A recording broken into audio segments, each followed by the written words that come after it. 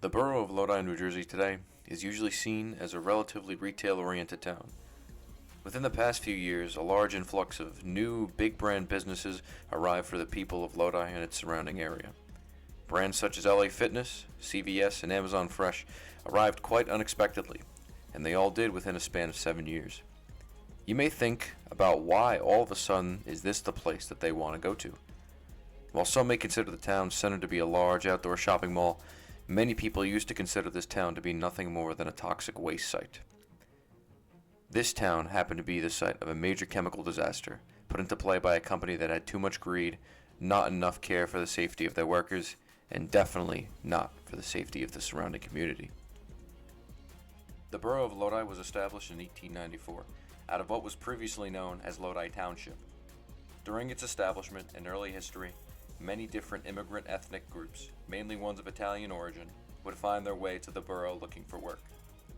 During and after World War II, many of these immigrants, as well as servicemen coming home from the war, would end up working in industrial factories that would be abundant all across the adjacent Saddle River.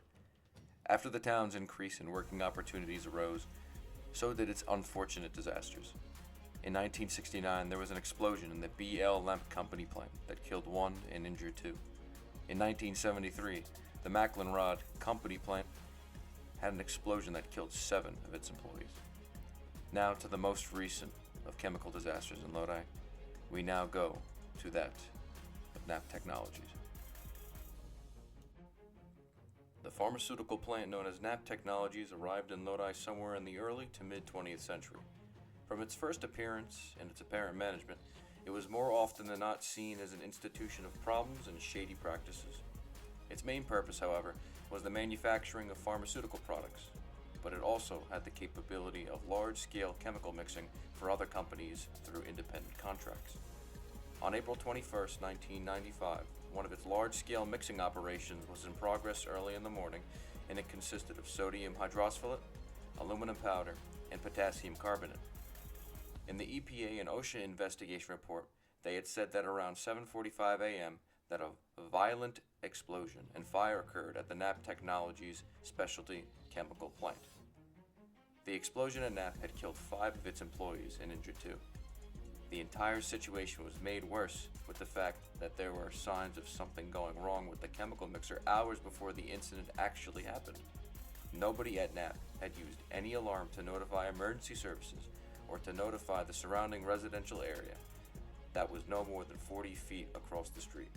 This in turn ensured that many people in the surrounding community would be affected by being in contact with toxic chemical fumes.